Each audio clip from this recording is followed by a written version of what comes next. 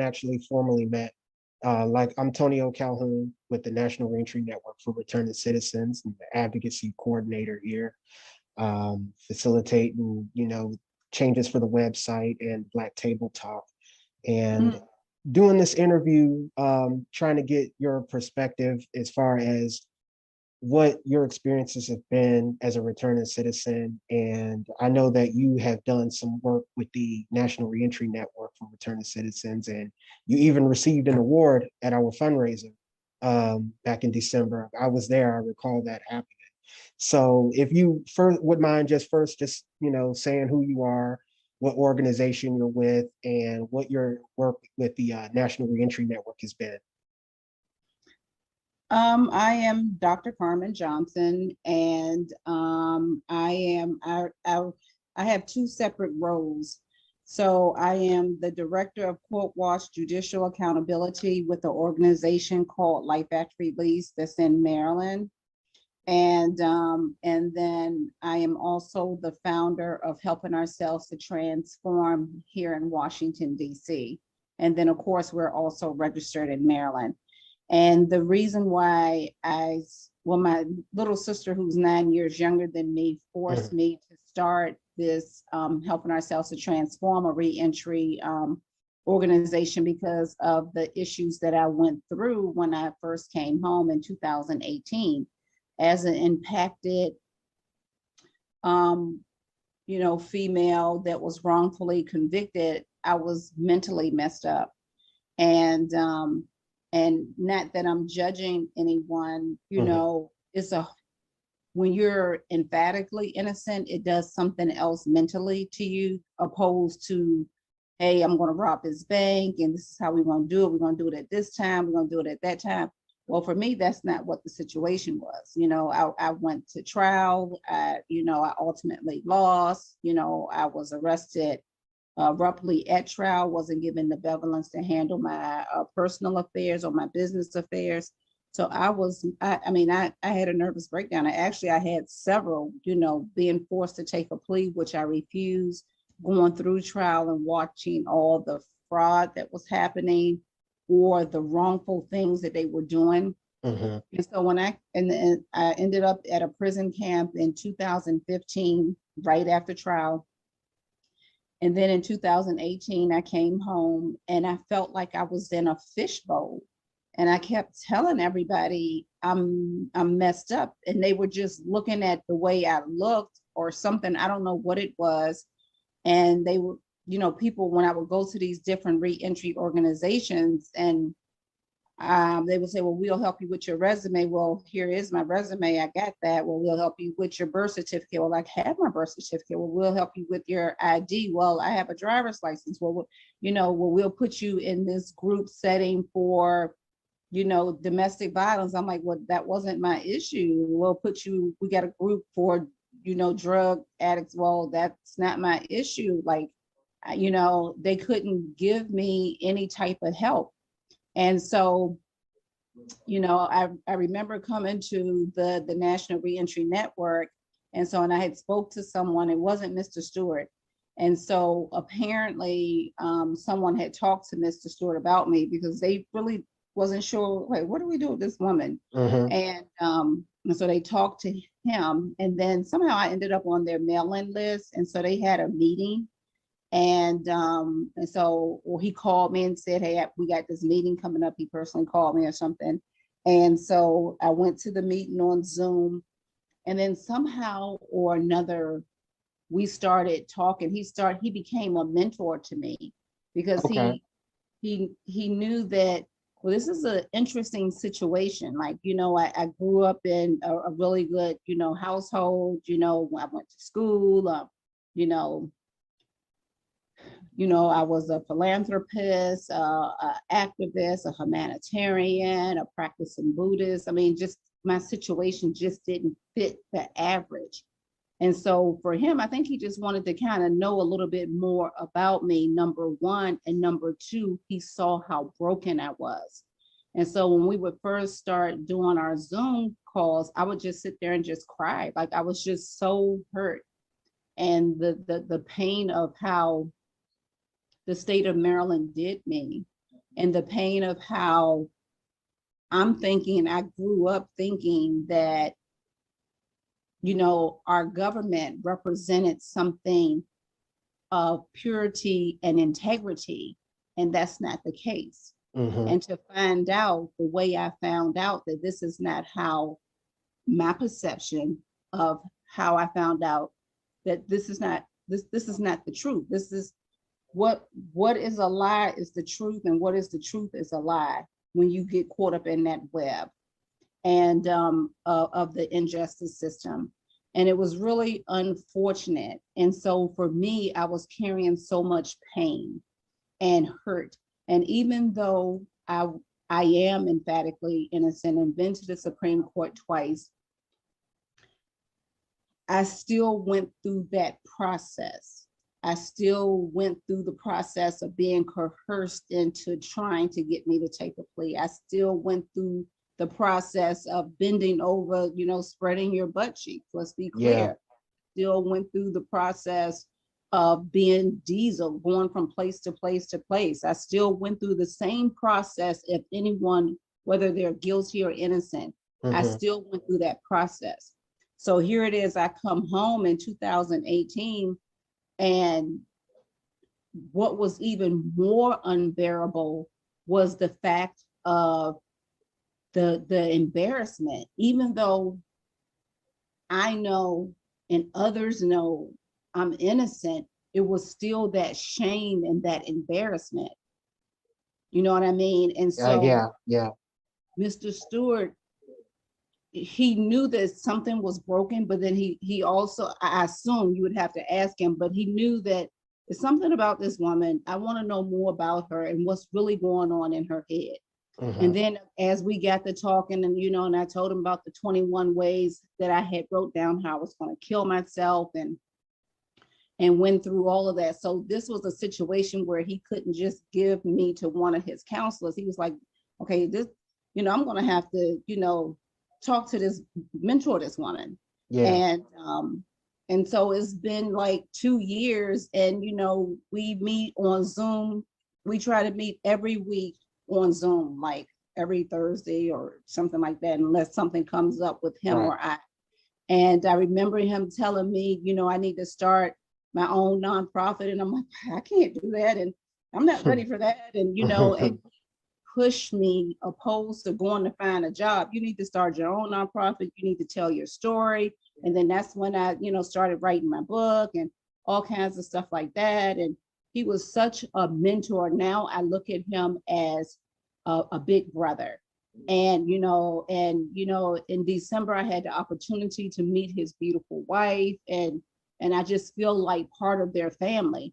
But without him taking the time out saying, now wait a minute, there's something interesting about her, or something, I need to figure out what's going on with this woman. And then of course he found out about the suicidal thoughts, and then he had to walk me through, you need to come back to who you was before this sabbatical started. Mm-hmm. You start your own nonprofit, because that's what I was before. And it was just amazing that he was able to bring me to where I am today. Of course, I'm in mental health therapy every single Friday with my therapist for the last 3.5 years, but it was something about him. And I guess because he's been through the process in the past, he was able to hone in on what my mental health therapist could not do.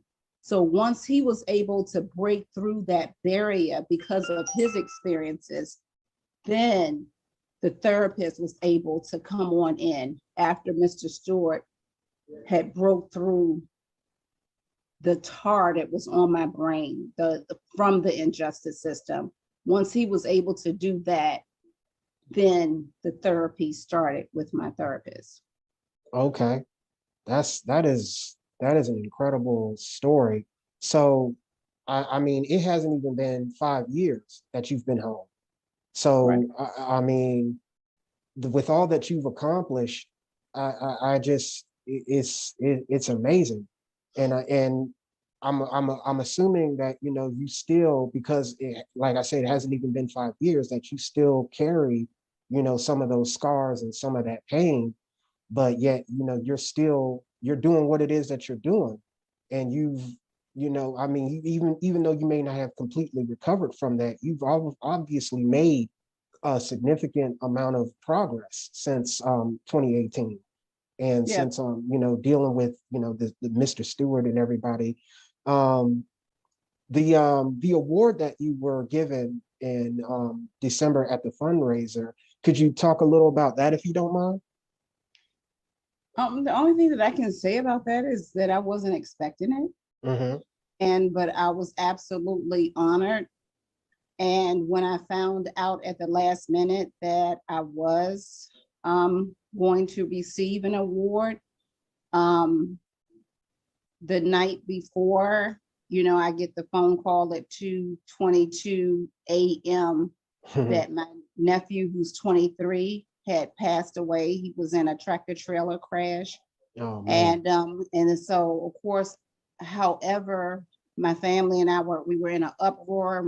We were up all night and stuff like that. But I knew that I had to be at this event, whether I was getting an award or not. I knew that I had to be at the event to support the man who has supported me, the organization who has supported me when it was nothing but darkness around me. Right. Because like I said, I was ready to check off the planet. Yeah. So I knew I had to fight through my pain of my nephew and my sisters, and they was like, Jalen would want you to go and accept the award and support your mentor. And that's what I did. And, when I gave my speech, I kind of choked up a little bit when I said my nephew just passed, Right. last Yes. night. And, but for me, that was important, but it was also important, supporting my mentor as well. Absolutely. Absolutely. And that just shows, not only how much of a profound impact that Mr. Stewart has had on your life, but also, your appreciation, for what he's done to still be able to show up, despite having just received that news. Um, that is, like I said, your story is just amazing and incredible. Um, are you familiar with some of the things that we do here as far as like the Black Table Talk?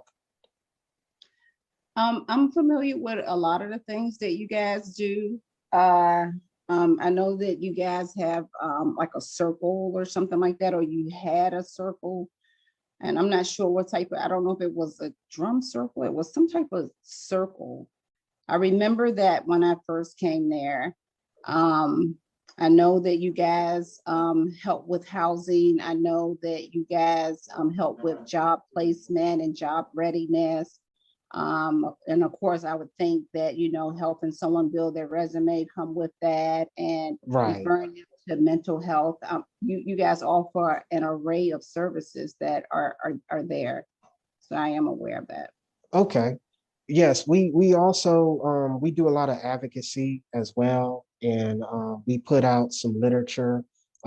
Reason I bring it up, the Black Table Talk, is because there's a few questions that I wanted to ask you that may make it into the next issue of the Black Table Talk, that I thought maybe you might have some good insight on. Our biggest topic for this issue is that it takes all of us. And so my question, one of the questions I wanted to ask you regarding this topic is, when you hear that phrase, "it takes all of us," what does that mean to you on a personal level? What it means to me is the fact that, like I couldn't have done this by myself. I mean, I was in such a dark place. I could not have done this by myself. I could not have gone from where I was when I first met Mr. Stewart to today. I couldn't even hardly speak when I first talked to them, talk to him. The prison system had taken my voice. The court Right. system had taken my voice. You know what I mean? So I couldn't even function. I couldn't function at all. Yeah. So, and I went to several different organizations that they didn't know what to do with me. They're like, that, okay, oh, well, hey, call these people over here or call these people over there. And I'm like, and that made it even worse. But that didn't happen when I came to your organization. That did not happen. Whoever the person was that I met, and I remember what he looks like, I just don't remember his name. And so immediately, apparently, he gave my Mr. Stewart and said, hey, you need to talk to this woman. For me, that was personal, and for me, that was special. And for me, that means that your organization, y'all care. And we all know how busy Mr. Stewart is, but for him to take the time out I got to crack through whatever's going on in this woman's head in order for her to be able to heal. That was huge. Yes. And no one else did that. No one else did that. Thank you. Thank you for that. Another question I wanted to ask you in regards to It Takes All of Us is that often returning citizens, when they come home, and this is something that I myself have been guilty of before I got involved with this organization. When we come home, we are so focused on our own reentry and our own needs and everything that we have a tendency to forget about, the ones that are coming behind us who may need help, or the ones that are still locked up and may need help. And being as though, you started your own nonprofit and everything, what opinions or advice might you have about what we can do to get more returning citizens involved when it comes to advocacy and things of that nature, instead of everybody just coming out of prison and just going off on their own and doing their own thing and not dealing with all of the problems that we still have? That's an interesting question, because there are a lot of people that do come home, and especially the ones that become successful at their craft, Right. because it's not a large number of us that are able to move in the right direction, but hopefully the numbers will grow. But it's really interesting because I did reach out to a lot of different people that was in my shoes, that, that got pardons from the former president, that, that's in the work, in the movement. And, I didn't get phone calls back. And to be totally transparent, I think about the Central Five. And, in the beginning of 2019, I contacted all five of them, because this is before I met Mr. Stewart, and I contacted all five of them, and I'm like, look, I don't know what to do. I'm hurting. I don't know what to do. I'm innocent too, and I'm home now, and this is what I'm dealing with. None of them contacted me back except the one. And I think he may have been the oldest one, the one named Corey was the only one that responded to my email. And he said, sister, you have to keep going. And the other four did not respond. And it really, really affected me. And I talk about it a little bit in my book, because here it is, they are on this huge platform. Yes. And they are able to help so many people. And so here it is, this little woman is reaching out to them saying, hey, I need help. I'm messed up. I don't know what to do. I don't know what's going on in my head. And for the one who was abused the most, the one who's I think he spent more time than the others. I think that, he had it the hardest. I believe so. Yes. He was the only one that responded back.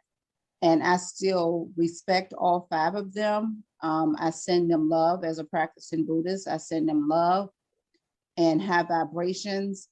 But what I can say is I do not want to be that person. And they're not the only ones. I mean, I can go on, I can tell you a whole list.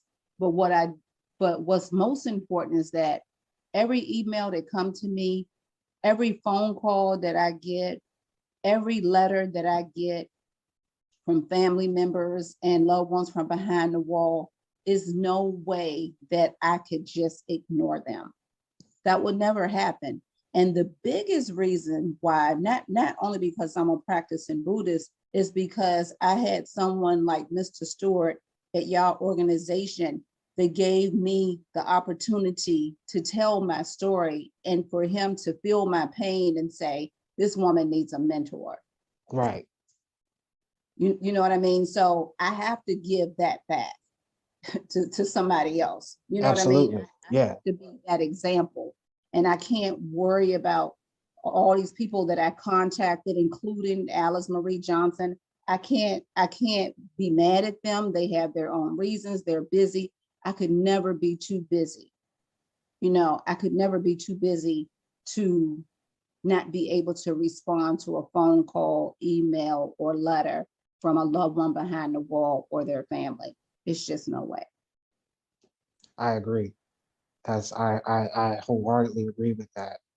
Um, Last thing I wanted to ask you is that due to your experience, with legislation and policy now and everything like that, what would you, what, if any methods, what methods have you experienced are best at helping, other returning citizens who may be interested in being advocates for themselves or others, but have no experience? Like, what methods do you feel are best in training or preparing those individuals to do basically what it is that you do?